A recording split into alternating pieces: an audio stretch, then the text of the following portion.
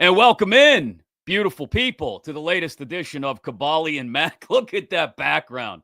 The king of the virtual backgrounds, Mark Kaboly, is back at it again with the old, what is that, a Bell Vernon Eagles football picture from when you were like, I want to say you're like 10 or 11 years old there, but you're probably like 7, and you were just, the First of growth all, hormone had kicked in. it was the Linwood Eagles. I'm trying to see here. I'm in the way here. We'll move off to the side. I don't have a broken arm, so I must be 11. So you're 11 in that picture. Yeah, because beauty up at the old Brewer Stadium in Bell Vernon, Linwood Bill Eagles. Brewer Memorial Stadium. I broke my wrist in baseball, like the last baseball game was of 12, and I had to wear a cast. How'd you break your wrist? I see no cast, so it must be 11. Did you have to kick somebody's ass? What happened? Well, in baseball? Yeah. It was like some kind of regional tournament in like Bullskin. You know where Bullskin is? Bullskin. No, where is that? I know the name. Where the hell is it? You like Uniontown area, I guess, right around there, Laurel Highlands area. Ooh, Vietnam. Yeah, so I was pitching and hitting double, stretching a single into the double, and I slid into second and broke my wrist. Did you do the old Ricky and go hands first? The Pete Rose. I just went, and you brace yourself. Yeah. Broke the wrist. Football starts in like a month, so I had to have a cast on, and so that's how I know it was 11 and not 12. Because there's no cast in the picture. Boy, if we haven't lost people yet, that thing is epic. We just got started. That thing is epic. Thanks again as well to everybody joining us here on Kaboly and Mack, live streaming on X, on Instagram, on Facebook, on YouTube. Of course, is where we ask you to go to subscribe so you don't miss absolutely anything. That's where you can watch the videos, the shows, whether they're live or not. Maybe you don't have time to join us whenever we do it live, whenever Kaboly gets around to renovating his massive home and adding new pieces of furniture. But whenever we do the show, I said got to thank our friends at the Dan Heck Team. Go to heckteamhomes.com. Looking to buy or sell a home in the Pittsburgh area. They're the people to do it with. Absolute professionals and fantastic people. Dan and Michelle, Jeremy, and Corey, John, Keith, Heather, Mike, Tia, all of them. Fantastic. I had some friends that did a flip in Pleasant Hills a couple months ago, last year, really. Guy worked on it on his own for like over a year. They had trouble selling it, listing it on their own. And then finally they went to Keith at the Heck Team. Bang, knocked it out. A month or two later, thing was sold. And that's how they get stuff done. Heckteamhomes.com, our title sponsors here on Kaboly and Mack. I don't have any fancy virtual backgrounds like Kaboly. What number did you have? 65. Yeah, 60. Well, back then it's whatever shirt fit. Whatever they gave you, yeah. It's like, what number? No. I do have an old story about my freshman year at the baseball, but I don't know if I want to get into that. Why? Is it? See, imagine this today, freshman year baseball. I'm still a superstar, right? Superstar. Of course, obviously. Batting like 600 or whatever. We go on trip to South Carolina, right? Away, and I don't have a uniform that fits me, right? So instead of like getting a new uniform, the school district decided to like sew 2 of them together. So in my ass, there was just a big V on my ass and a different color gray, and there was like side panels put in. It was just like the most embarrassing thing you'd ever seen in your life. Imagine that happening today. That's amazing. That's absolutely amazing. I still drilled some balls down in the. Of course you did, superstar. It was. I don't even know what university it was. I don't know where it was. It was somewhere. Coastal Carolina. Nah, I wasn't even there. It was like some kind of weird college. But yeah, imagine that, me going up the bat and everybody laughing at me because I got a big patch on my rear end to make the pants bigger. You were built athletically. That was all muscle, man. I mean, how else you drive the ball? It's with the bottom half is how you drive the ball, man. It's your legs. I could have sued the school district nowadays. Imagine putting me through mental anguish. Hey, is there a statute of limitations on that? They could name a youth football stadium after you after you're done with them. The Mark Allen Kaboly Memorial Stadium. Thanks as well, by the way. We've got sponsors on board now for those that weren't able to join us yesterday. The Southwest Greens PA, southwestgreenspa.com. Whether you want to be able to practice golf in your backyard, yeah, that's a realistic expectation. You just don't want to have to take care of your lawn and be out there with all the chemicals and cutting the grass and everything else you got to do. Or, I don't know, maybe you want to put something out there for your kids, playgrounds, all kinds of stuff. They can do it all. Sport courts, southwestgreenspa.com. Go check them out today. Tell them Kaboly and Mack sent you. Tell Jake that you heard about it here. He will take care of you. Everyone at Southwest Greens, fantastic to work with as well. Another sponsor that we got to thank for jumping on board here with Kaboly and Mack. Of course, streaming on all the different platforms. And again, on YouTube, youtube.com/@Kaboly and Mack. Friday, Kaboom, I think we do another open forum Friday show. I don't know what you think. Talk Super Bowl maybe a little bit. And guess who I found? I just found him in the last hour. Guess who I found who's going to join the show on Friday? I have no idea. Sloss Boss. Not Sloss Boss. I'm sure he's a big fan. He's a huge fan. I know Sloss Boss would like to come on the show sometime. Maybe which we were talking about, right? Maybe having a special guest, maybe. Well, we're going to have a special guest for at least a couple minutes on Friday. I found Mo, the guy who had the terrible towel in Cleveland on Monday Night Raw. Sure he's not working you here? You sure it's him? I'm pretty sure it's him. I don't want to get worked now. Well, maybe we get worked. I'm pretty sure it's him, though, because I did some Instagram sleuthing. This is like his thing, man. He was at SummerSlam when it was at Cleveland Browns Stadium last summer. Same thing. Had the terrible towel out the whole time. So we may have found the biggest combination WWE fan / Cleveland troller of all time.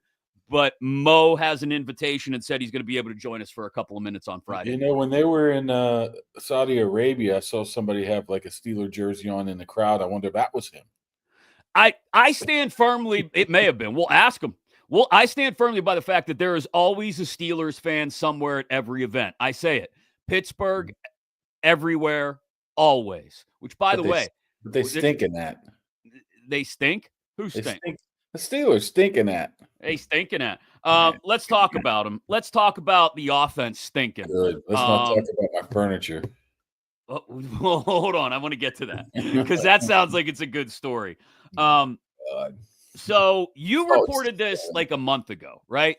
The whole Russ, Artie friction deal. Russell Wilson and Artie Smith fought through whatever issues they had to try and work together as well as they could down the stretch. Jerry Dulac of the Post-Gazette yesterday expounded upon that a little bit with some sources, he says, from the team that told him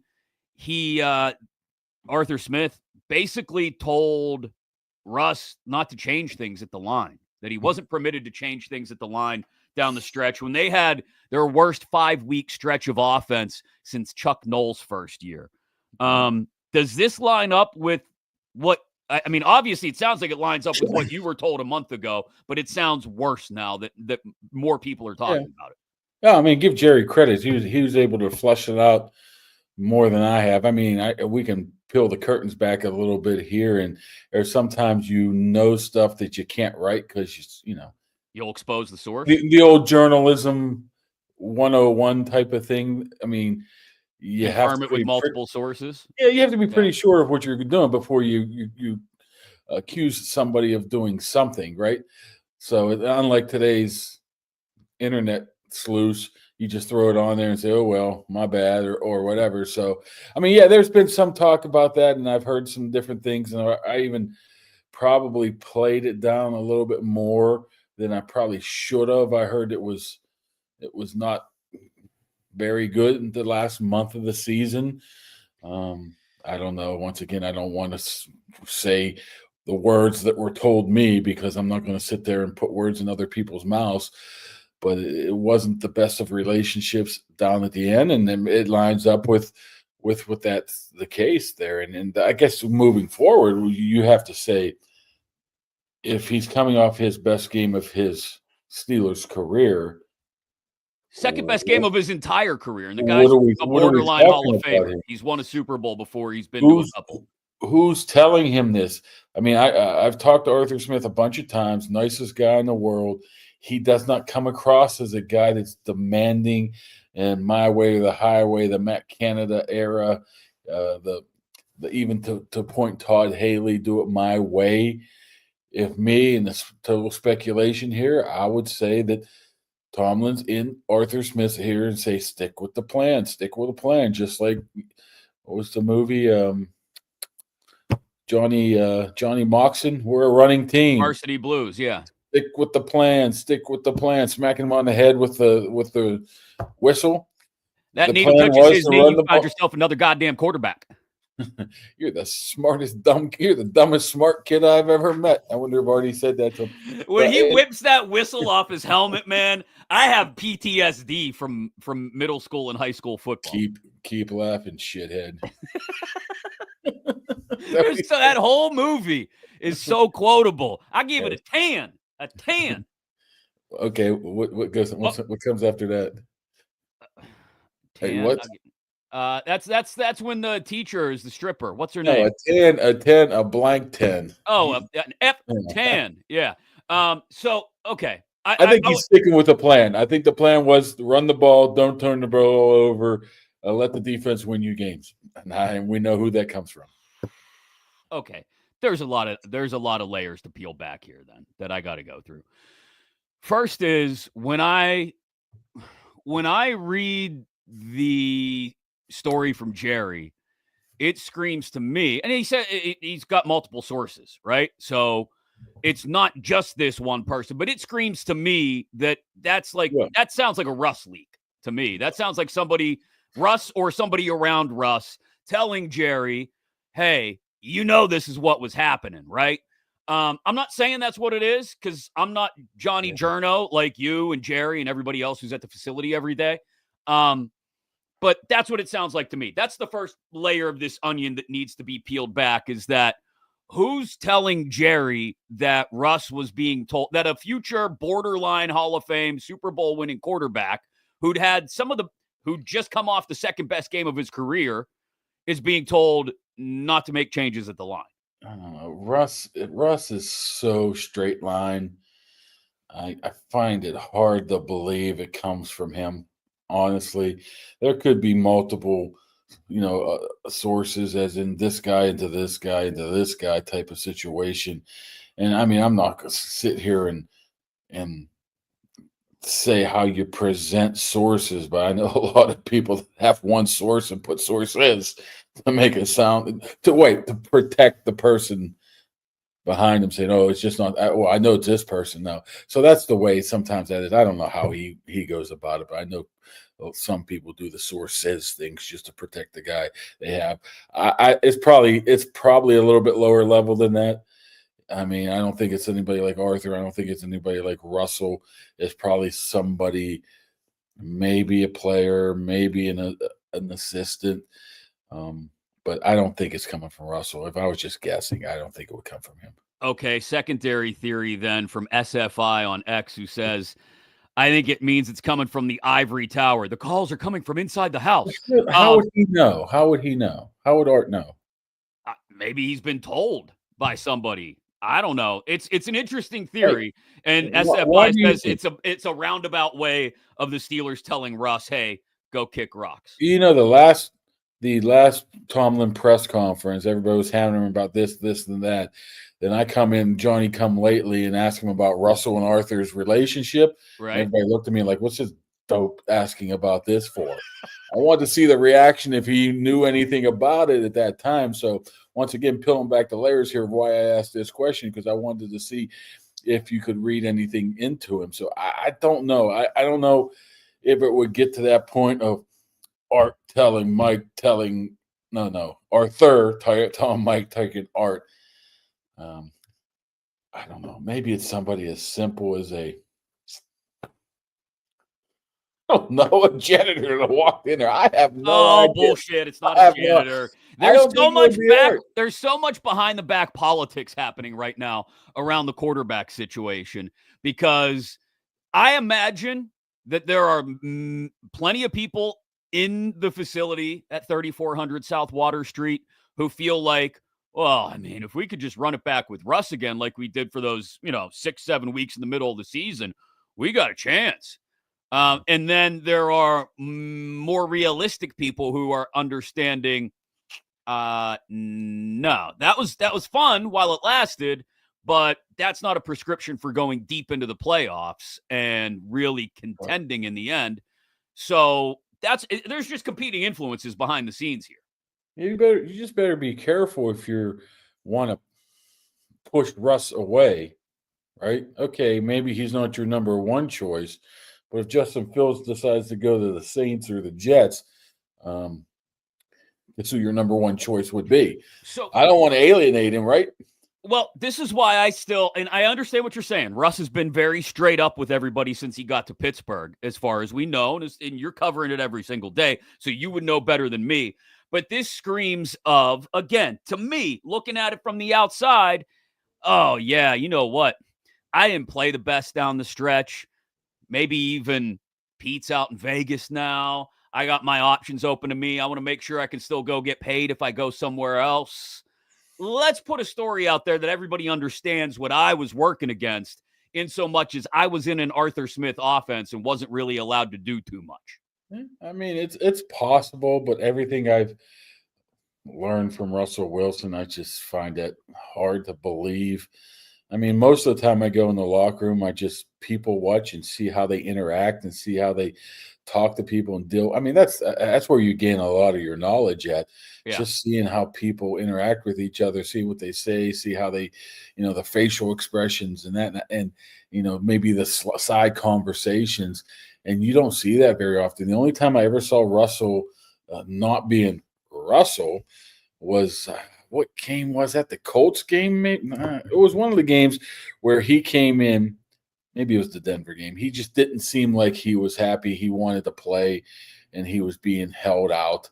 That's one time. And near the end of the season, I think the Chiefs game, he was gathering people, going locker to locker, having conversations, which was unusual that you would see from him. Other than that, he's pretty much straight-laced. I mean, I guess I got a theory of who it could be, but once again, does it really matter who it came from? I don't think it does. I mean, it's just out there now. I think the bigger issue is it happened. And who's in charge of this, and why aren't you changing, especially after you had that much success, especially when you needed to potentially win at the end of the season against Cincinnati, and you go a 180-degree turn and your offense stinks. So real quick, I want to peel back that next layer of the onion here, but this is a valid question from Nate on YouTube. Since you mentioned what Russ was like in the locker room and always seemed to be acting like what seemed consistent with the way Russ is, I think this is a great question. What was Fields like in the locker room? Because I think a lot of people wonder, it's tough to be a backup quarterback, man. It's tough to be the guy that maybe some people want to see playing, and there's not a chance of that happening, especially after he's been pulled from the job and Russ is performing well. So just how did Fields handle that? Well, straight-laced, man. He didn't show much emotion whatsoever.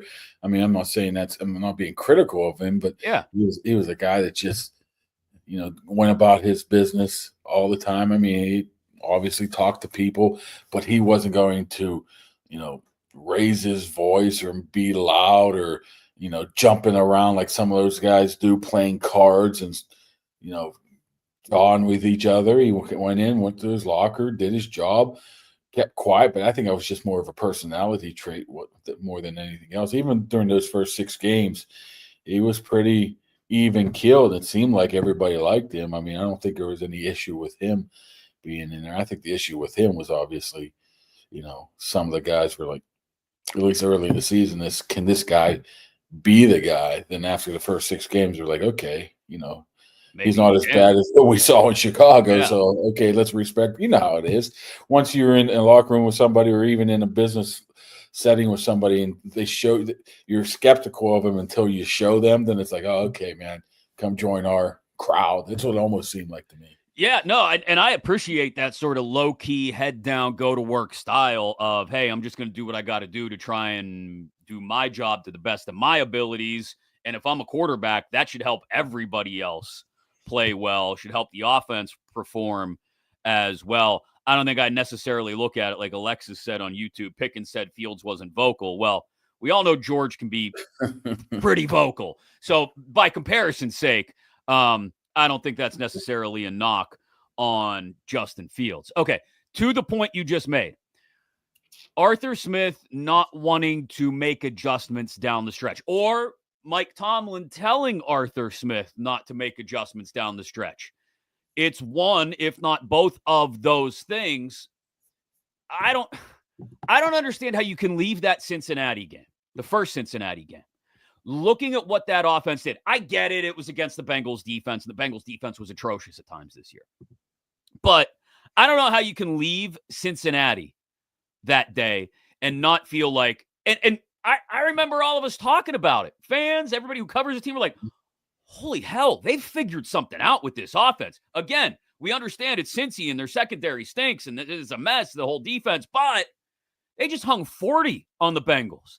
And it was like, this is perfect. Everything's going just the way we need it to. Russ Moon balls, open things up underneath for the ground game. Yet something happened that either Arthur Smith or Arthur Smith under the direction of Mike Tomlin, Mark, decided, no, we got to get back to run first. And then we got into this repetitive cycle of run on first down, 2nd and 8, quick screen, quick out, or chuck it deep. And now we're 3rd and long and way behind the sticks. I don't understand how there can't be more accountability for that, to get away from what worked. That I know it was 1 week, but to get away from what worked in Cincy. I'm just trying to see, who did they play after the Bengals game? Was that the Christmas holiday tournament? Was just the Christmas holiday tournament, as Art Rooney described it, was a couple weeks after that, I believe. Let me go back through the schedule, make sure I have my facts right. Because I was thinking, they hang 40 on Cincy and then played the Browns the next week, right? And they won that one 27-14, and then it was the Eagles, Ravens, Chiefs run where I'm thinking speculation-wise, maybe they didn't want them to throw the ball, and Tomlin was looking forward to that Christmas break, thinking the only way we can beat the Eagles, the Chiefs, the Ravens is to play ball control defensive ball. So even though this worked here, this is not how we have to win games moving forward. I'm just trying to think of why they would be such against the fact of let him do what he can do. That's one of the reasons why they would bring Russell Wilson in, to have that ability to make calls at the line, do what he wants, see what he does, put up the big numbers like he did right there. So once again, this has Mike Tomlin written all over it. To me, it does. This is where I start to get frustrated again. I'm rubbing my face, taking my hat off. Like, wait. I got one thing real quick. Go ahead. Look who just commented on our post there, the legend himself. Oh, TJ head baseball coach, Tim Vickers. Oh. Right up the hill. Oh, there you go. Okay. If anybody knows the quality people residing in Jefferson Hills, it's Vickers. He's built to comment on that. Here's the thing, man. Like, I get wanting to – I get understanding that you can't maybe get into a shootout with Philly or Kansas City or Baltimore.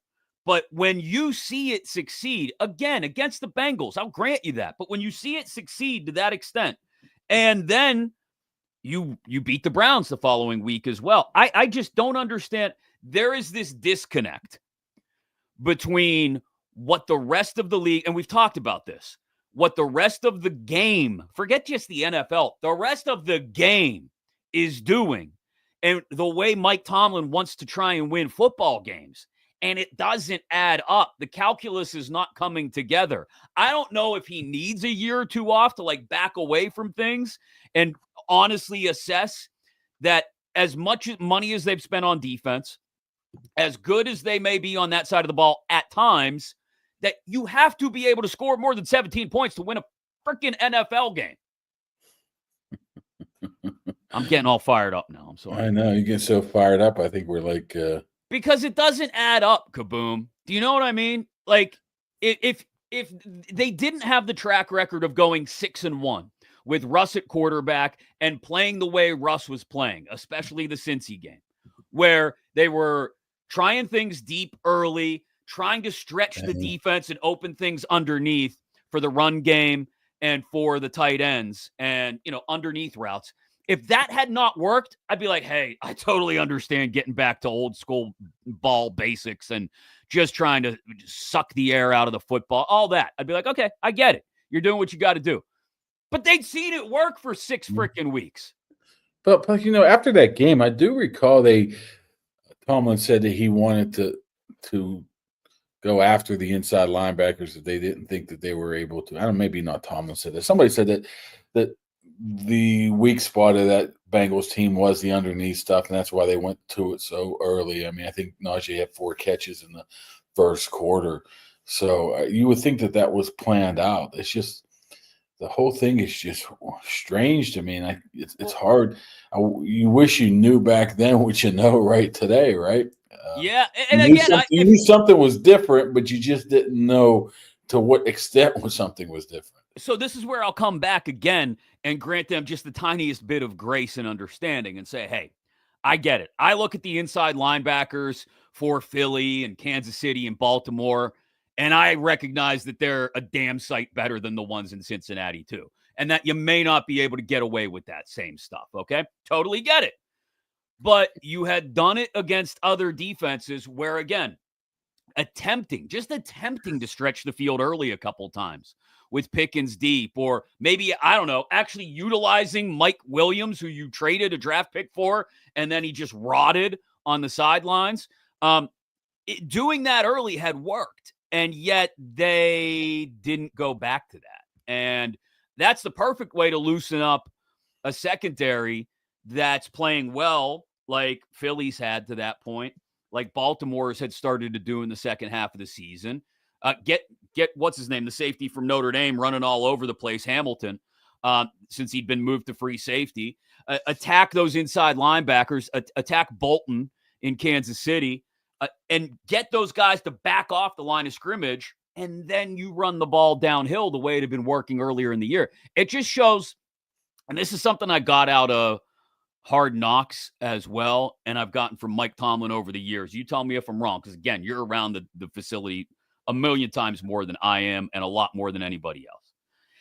There is very much a we do things our way mentality, and much less of a we will adjust to what's presented to us mentality.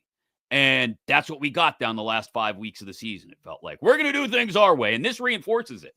This story of Arthur Smith telling Russell Wilson not to adjust at the line because they want to lean more on the run game, and whether it's your theory that Tomlin was telling him that, or maybe Tomlin just influenced Arthur that way, whatever it was, it's a very much a, well, we're going to do it this way, damn it, because we believe in this. And then you get 4 straight weeks of it not working. There's your proof it's not working, and yet you continue you just bang your head against the wall. Yeah, that's how they used to do it back years ago, when they just kept running into the wall, and just kept doing it because they want to be the running team. You could probably throw the ball and get some yards here as well. They just set in their ways, certainly at times. It's just not a good look right now. I mean, obviously, this probably could be the worst possible scenario when you look at it. It was the Cincinnati game, then followed by the obviously Cleveland, then the 5 straight losses where the offense struggled. Now, who knows how many times this has happened prior to this, and it worked out to their advantage. It just happened to set up it wasn't conducive to what they were doing moving forward there. So I don't know, man. It's hell of an understatement. I just don't know. I just don't know why you don't. If this is the case, Kansas City game, Baltimore game, you're like, okay, let's go back to this. Let's see if this works. Right. Because it hasn't been working the other way. Exactly. And you're going to have to figure it out before you get to the playoffs, right? Like, you can't just continue to try it the same way over and over again, knowing that when you get to the playoffs, you can't win that way. It's just, it feels very stubborn. Very, very stubborn. And I don't understand how you can get away with being stubborn in a day and age when things move at the speed of light in the current day NFL. Like I said about the Ravens last week, they didn't sit around and wait. They brought Dean Pease back to help out on the defensive side. They completely realigned the back half of their defense in the second half of the season because they were getting torched. And then they go out and hire Pagano last week as well. They see a deficiency and they immediately move to address it rather than continuing to say, it's our way or the highway. And it all falls apart. So, again, just a lack of flexibility. And this is a Tomlinism. I think I've heard him use it before, being light on their feet. He's not light on his feet at all. He's entrenched in the way he wants to do things and just keeps doing them that way. Yeah, he's not painting the barn red, right? Right. You know what? You're exactly right. He's been given red paint. Paint the damn barn red. That's a good callback there by you. He's Mark Kaboly. For those of you joining us, don't forget, you can listen to the audio version of this on Spotify and iTunes. Go find Kaboly and Mack and subscribe there. Thanks again to our friends at the Dan Heck Team, heckteamhomes.com, for being our title sponsors. I want to get into the assistant coach talk that we promised people we were going to get into the other day because I dug up a couple names, and I want to see what you think of them. There's people in the chat suggesting names as well. But tell me the couch story. You were getting a brand new couch delivered yesterday, basically during the show. Like they showed up minutes after we wrapped up. What do you think it was going to be? Like a used couch? What do you mean brand new? Of course it's brand new. How am I going to go to? I don't know. I didn't know if you went to like Value City Furniture and found something in the back. It still would be brand new. You never know. Somebody returns something. You get that old open box deal. Speaking of returning something. No. Well, the couch is going back. No, that would be the good part. It's multiple layers to the story. First of all, they come in and I knew it was going to be tight going down into my game room, and sure, the guy goes, "Oh, this is not going to fit." I'm like, "Well, why don't you try to make it fit?" So, to their credit, they got a bunch of it. It was. See, I knew it was going to be tiny, so I had to get some modular stuff so it would fit down there. Sure. 4 of the 5 pieces fit. What about piece number 5? It's a non-refundable purchase. No. So I got a corner piece of the couch sitting in my hallway here where they won't take it back, and I can't move it anywhere. It's brand new. What am I supposed to do? I can't get it downstairs. It's like the corner part of a couch like this, and it's an L shape. It's like a little wedge. It's like a big wedge. Okay, but it fits down. But when you try to turn it, the wedge makes it not fit. Right. Oh my god. So I don't know. I need my friends over at the Levin Furniture to do me a solid and like exchange it. I don't know if they're going to do it or not. I mean, if you pay so can you use the couch as it's currently assembled? That's the first question. I can use part of it, but there's just a big piece of it missing. Oh my god! And it's in my hallway, just still all covered up. So there's no like back entrance to the game room, no sliding glass door, none of that nonsense, right? Nothing. Yeah. It's just awful. I'm looking at the old receipt and it says non-receipt. No cancellations or returns. I'm like, you know what? Why'd you sell me one that didn't fit when I told you the dimensions of my freaking house? You need to go back and get this taken care of. Did you tip the delivery guys? I had to tip him because he was here for like a half hour. Okay. What'd you give him? You take care of him? Like $40, man. Is $40 good? That's perfect. There was 3 of them. 3 of them? $40 between the 3 of them? I just gave him $40. Oh, it's okay. That's fair. They can figure. Now here's the thing: they put a lot of work in. Yeah. He was able to get most of it in. Then he goes downstairs, and I got stuff laying around. He sees my kid's TJ Watt signed jersey. Oh, he goes, "What'd you do? Win a raffle?" I'm like, no, not really. I kissed TJ's ass for a couple days. It was nice to him. In line. No, I said, I worked somewhere like I don't really like to broadcast. I'm like, yeah, I see him every once in a while, and he was able to sign it. Because I went to Ben's house one time. Ben gave me $100 tip and said, thanks. Are you serious? Is that what they said? Yeah. He said, oh, he's the nicest guy in the world. Nicest guy in the world. Now you're a cheapskate. Well, Ben's made $500 million in his career. I mean, let's extrapolate that over, my career earnings compared to his. I'm thinking I'm doing a little bit better with the tipping. That's how they got that great furniture for footballing. That's the chair that Spence sits in every week during the podcast. Maybe we can get Spence on. You think? Make a call. So what are you going to do with this thing? You got to go to the furniture store and raise some hell. Old God horse is hoping my walls weren't damaged. There's a little scrapage. I mean, if there's a little minor damage to the walls and they had succeeded, I'd feel a whole lot better about it. The problem is I have my old couch down there, and I got to sawzall it up, man. There ain't no way that's coming out again. I'll be honest. I did that once in this house. We had an old couch from when we first moved in, and had to get it out. And it was fun to just sawzall the hell out of that thing and take it up in pieces. Is anybody out there listening? Does the Levin furniture kind of help you out a little bit here? And say, you need to help yourself. You need to go and say, guys, it won't fit in my freaking basement. Then they'll say, look, no returns.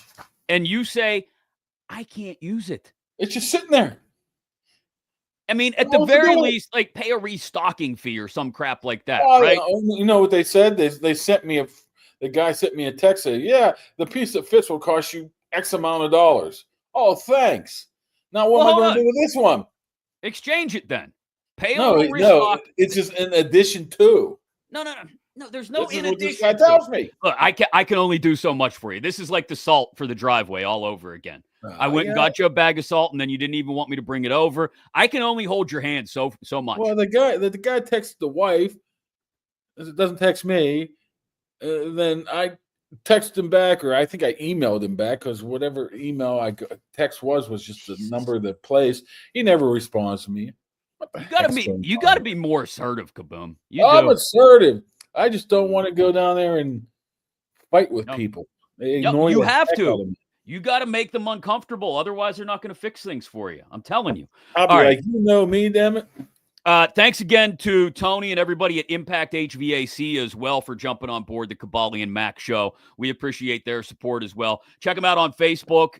Just search Impact HVAC PGH. Now the perfect time to make sure that you're geared up. Make an appointment for, say, late February, March even, early April even. Get the AC checked out. Make sure you're going to be good so that when it does heat up later this spring and summer, everything's working all right. Or if you've got an issue, it's chilly out there again today, where maybe your heat's not working the way you want it to, by all means, Tony and the guys at Impact will take care of you. Follow them on Facebook, and their number is there as well. Impact HVAC PGH. We appreciate them jumping on board as a sponsor of Kaboly Mack as well. So I teased it the other day. I said I gave you a homework assignment because everybody wants to know who's the linebackers coach going to be. Aaron Curry's gone, and everybody has these grand dreams of who the linebackers coach is going to be going forward. There have been names thrown out. I'm curious who you cooked up. I really doubt it's going to be all the people you think it's going to be. Jared Mayos of the bunch and the Matt Patricias of the bench. Yeah, that was Ray Fittipaldo of the Post-Gazette mentioned. Oh, it'd be a perfect hire. I mean, it's the classic Brian Flores mold, right? Bring a guy in for a year, senior defensive assistant / linebackers coach. Oh, he would be great, but I don't think that's the case. You're waiting this long, kind of.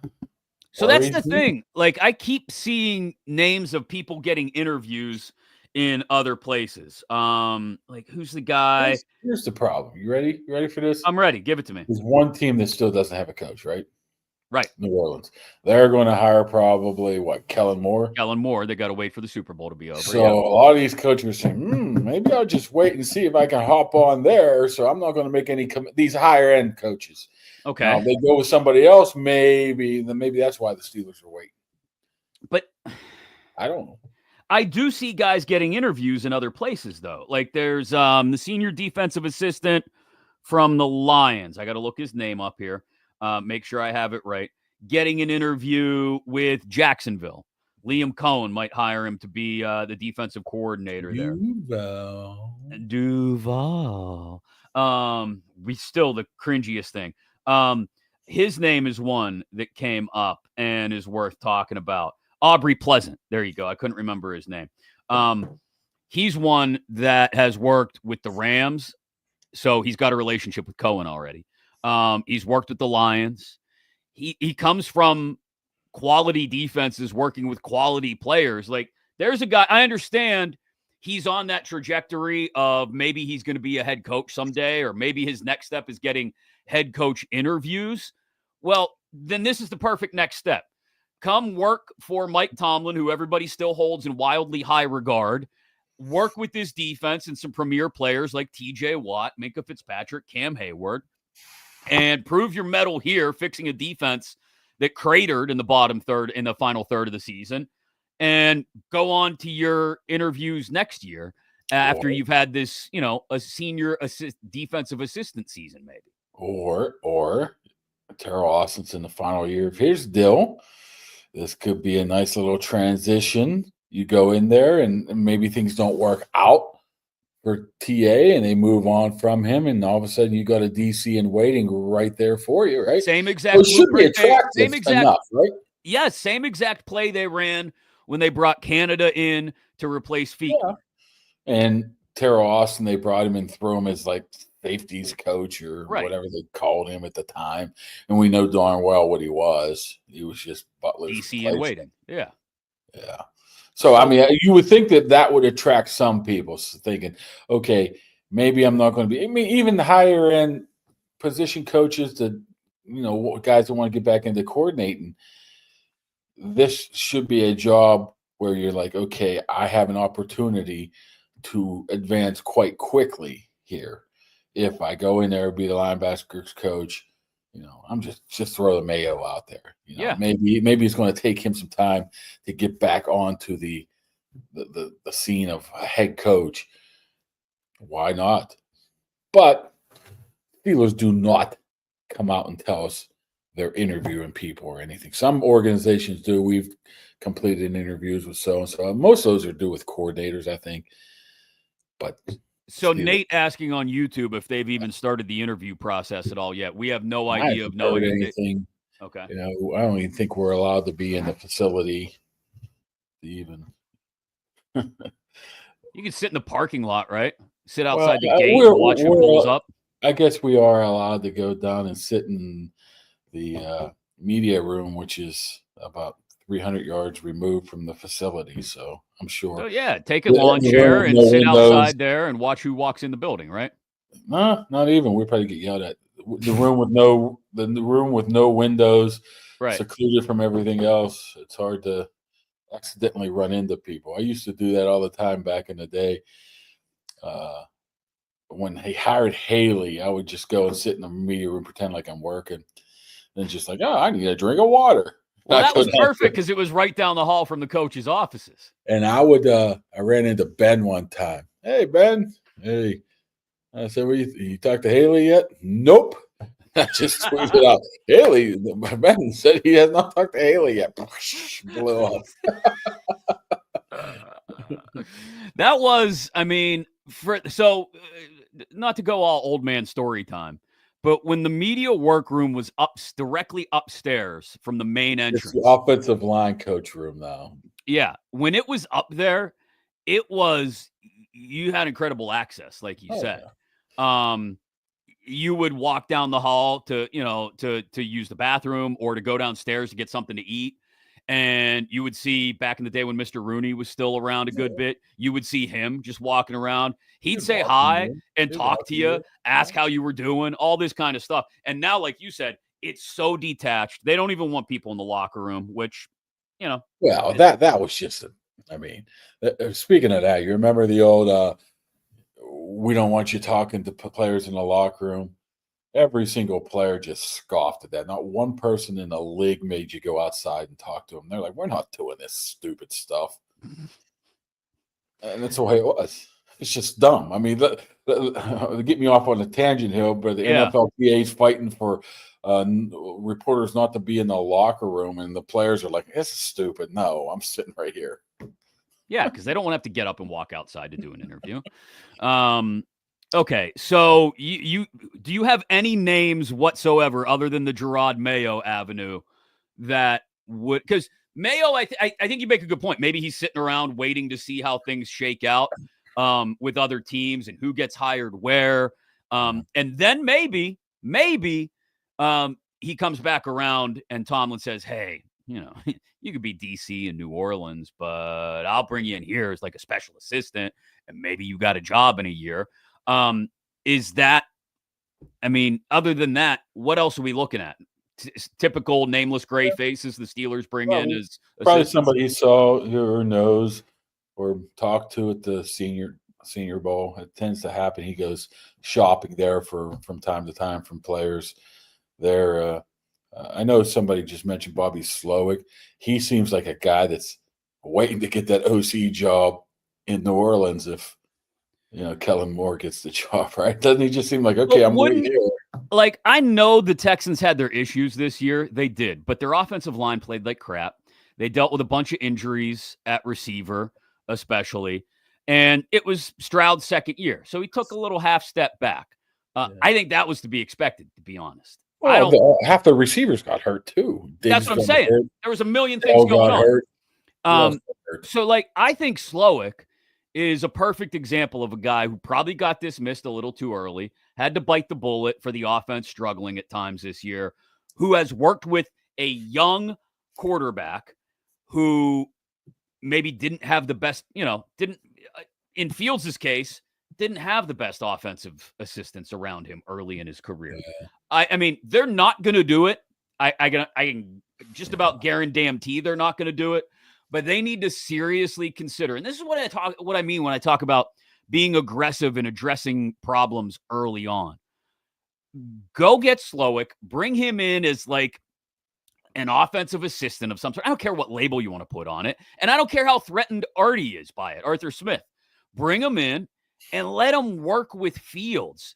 Look what he did with Stroud last year, man. And imagine what he could do with Fields, who already, to be honest, looked pretty comfortable at times. I know we talked about the fumbling issues, but looked pretty comfortable at times in Arthur Smith's offense. Bring Slowick in, let him serve as an extra set of eyes and ears, a senior quarterbacks coach or whatever the hell you want to call it, and bring Fields along. Instead, they'll wait until the offense struggles for another year, regardless of who the quarterback is, because they'll focus on the run too much, because that's what Mike T wants to do. And then they'll let Arthur Smith languish for another year. It's just, this is what I mean by being proactive. Yeah, but we don't know. I mean, in their defense a little bit, maybe they did reach out with it to them, and he's like, I don't want to come here. I mean, there is always a two-way street. We look at it, Steelers should do this, Steelers should do this, Steelers should do this. There is another side of this guy saying, why would I want to go there? Well, and that's other places. And that's where we loop back around on your theory of Tomlin telling Arthur Smith to lean into the run down the stretch. And I get it. Players want to come play for Mike Tomlin in a lot of instances. But I got a hard time believing, and this is where I'll push back on your coaching tree stuff. Yes, I got a hard time believing coaches are lining up around the corner to come work for Mike Tomlin. It worked for Flores for a year, right? He was able to, build himself back up, go get a DC job in a good place. But how many other times have we seen assistant coaches come in, work for Mike Tomlin, and then go off to much greater things? Well, the thing is Mike tends to hire older, more experienced gentlemen at those positions. So if you're going to go, you're not going to really go poach a Keith Butler, right? You're not going to go poach to a degree at Todd Haley, even though he went to Cleveland after he got whacked. So that's it's the way he runs his organization, his coaching staff. There was a time early on when he had Scotty Montgomery. Scotty Montgomery's bounced around a bunch of different places, right? Where he didn't really believe that the wide receiver coach was controlling some of the receivers as well as they could. So he brought in some veteran coaches at that point where they would more or less listen to him at times too. So that's just their theory. They got the old experienced guys are in the higher levels. Then they got a bunch of young guys down here as well. They don't have, I don't think, in my opinion, enough of those middle guys, like maybe the Mayos and the Slowicks, like we're talking about, like that. Yeah. And they don't have those middle guys. It's either here or here. This is how you end up being stagnant in your beliefs about how the game works and end up bouncing your head against a brick wall for the final 5 weeks of the season. Yeah. And this is how you end up with a disconnect between Arthur Smith and Russell Wilson after the Cincy game, because you just decide that your organizational philosophy is going to be what it is, like I said earlier, and you're not going to change. You're not going to paint your barn red if you've been given red paint. On the flip side of that, the Ravens changed so much and they haven't been in a Super Bowl in 13 years. And they have a three-time MVP. I'll happily have a 13-year Super Bowl drought if they're constantly trying something new. I'll look at it and say, oh, shit, at least they tried to get better. Instead, we get a 15-year Super Bowl drought appearance, and it's like, well, we'll just keep doing things the way we've been doing. They've tried a lot the past couple of years. A little disappointing how this year has gone so far and trying something different or going in a different direction. It sure looks like it's status quo right now, but the previous couple, they did a lot of things differently. Don't worry. Once all these assistants get snapped up in Jacksonville, New Orleans, and all these other places, they'll find some great guys, I'm sure, who are just sitting around doing nothing. And then they'll sit around and wait for the quarterback thing to get figured out by other teams. And then, Kyle Allen will start this year, or Jalen Milroe. Now I'm all pissed off again.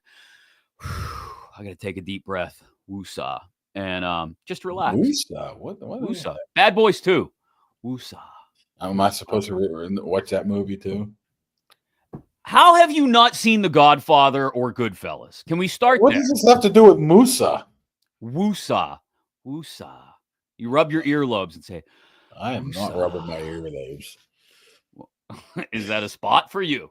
Kaboom. It's just weird. It's weird as I have this guy behind me right now. Guy looks like a stud. I don't know what you're talking about. This guy right here. Hey, but I won't do it.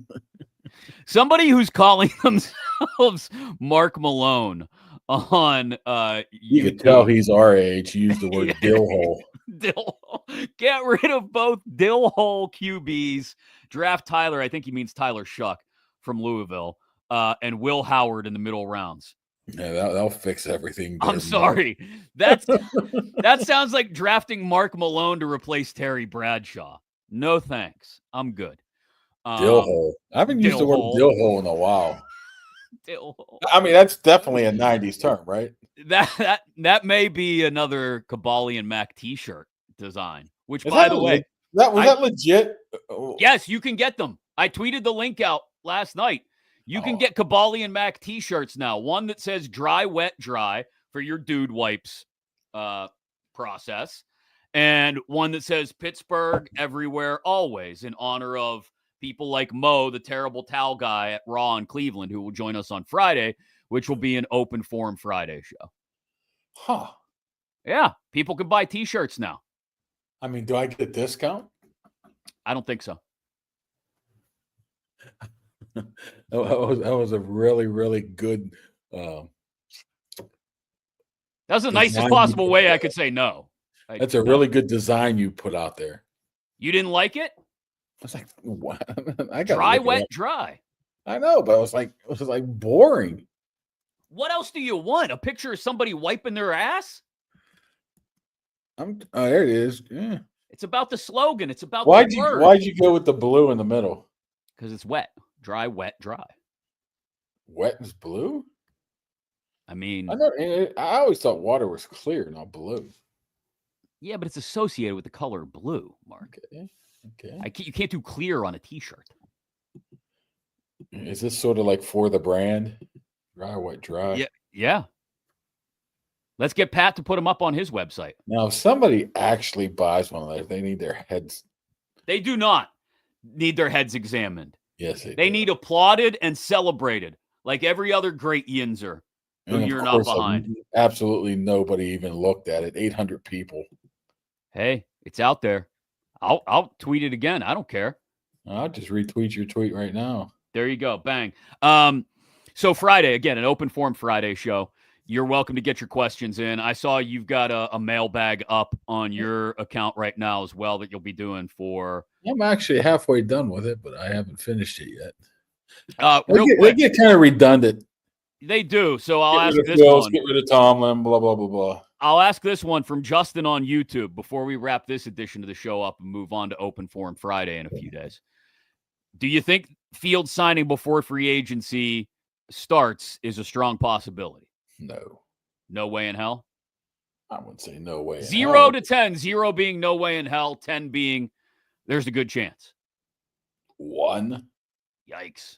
I mean, I don't blame them for testing free agency. I would. Why not? I mean, what are they going to do? Steelers going to try to strong arm him, say, hey, sign now or we don't want you? He's like, fine, I'll go over here. I'll go to the Jets. I'll go to the Giants. I'll go to the Saints. I'll go to here.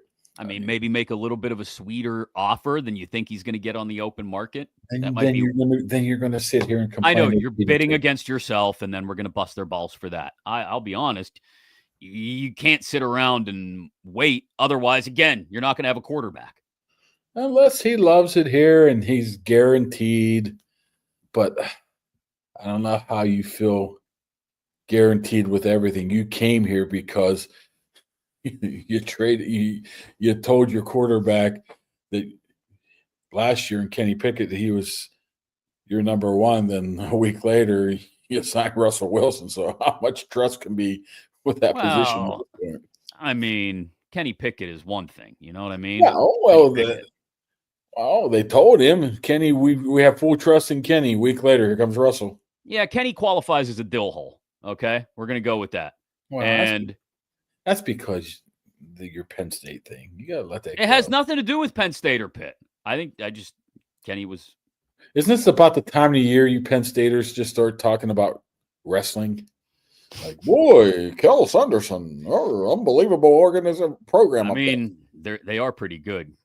Goth Horse is right. Justin Fields ain't no dill hole. All right, that's going to do it for this edition of Kaboly and Mack. Make sure you're subscribed on YouTube, okay? Go there, subscribe, and catch up on anything you may have missed as well. We'll do another edition on Friday. Thanks again to Impact HVAC. Thanks again to Southwest Greens, PA, and, of course, to our title sponsors, the Dan Heck Team, HeckTeamHomes.com. If you're looking to buy or sell a home in the Pittsburgh area, all of them, we appreciate them for jumping on board as sponsors. Kaboom, go to the furniture store and complain, please. Get it taken care of.